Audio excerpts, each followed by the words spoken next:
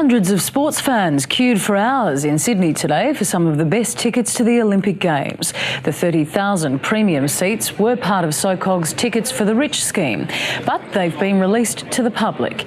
Another 48,000 tickets will be released on Thursday, with the athletes we're paying to see due to move into the Games Village from this weekend.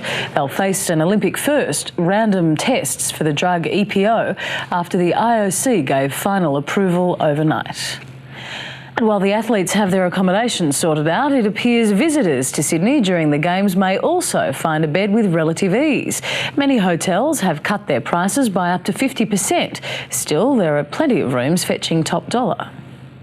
This is where the world's richest will stay during the Olympics, on-board super yachts, some worth up to $30 million.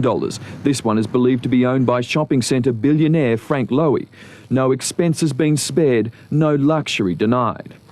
Dining for 10 up that end there with doors that close off. Several cruise ships will also be in Sydney for the Games. 3 nights on the Reef Endeavour will cost a couple $1,500. She's the finest accommodated cruise ship in Australia, and she's very comfortable. A room with a view at the Park Hyatt, Sydney's finest hotel at the foot of the Harbour Bridge, costs more than $1,000 a night.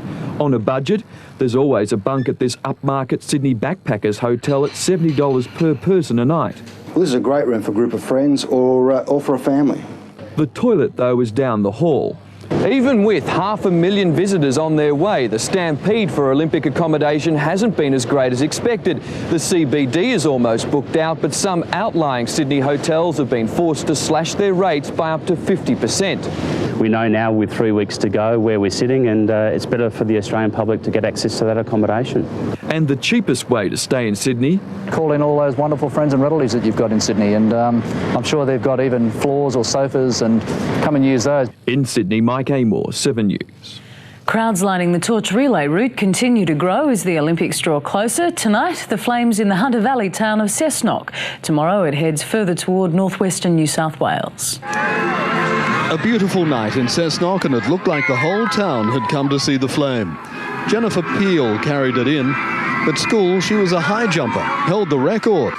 But lighting that cauldron was up there. Great for Cessnock and national pride, yes!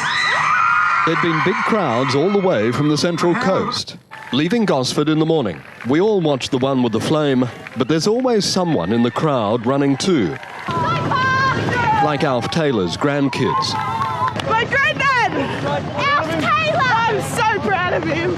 Olympic figure skater Rodney Clark handed the flame to his coach, Barbara, his mother. In Berkeley Vale, the T-shirt said, "Anne's Flamin' Friends." This is Anne. Anne Wooldridge is sick, the cancer's back, but she so wanted to do this, they let her out of hospital. Anne's run was extraordinary for her, her family, and all those who came to see her. It was the best thing in the whole wide world. Thank you, everybody. So special. From here, it's up through Maitland and Singleton, and stopping for the night in Muswellbrook. Paul Marshall, 7 News.